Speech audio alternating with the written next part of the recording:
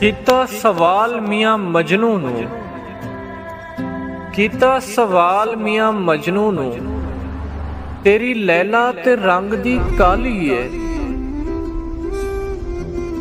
ਦਿੱਤਾ ਜਵਾਬ ਮੀਆਂ ਮਜਨੂ ਨੇ, ਤੇਰੀ ਅੱਖ ਨਾ ਵੇਖਣ ਵਾਲੀ ਏ। ਕੁਰਾਨ ਪਾਕ ਦੇ ਵਰਕ ਤੇ ਚਿੱਟੇ ਅਤੇ ਲਿਖੀ ਸਿਆਹੀ ਕਾਲੀ ਏ। ਛੱਡ ਵੇ ਬੁਲਿਆ ਦਿਲ ਦੇ ਛੱਡਿਆ, ਤੇ ਕੀ ਕਾਲੀ ਕੀ ਗੋਰੀ ਏ।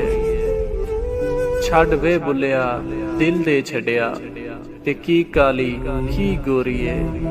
ਕੀਤਾ ਸਵਾਲ ਮੀਆਂ ਮਜਨੂ ਨੂੰ, ਤੇਰੀ ਲੈਲਾ ਤੇ ਰੰਗ ਦੀ ਕਾਲੀ ਏ।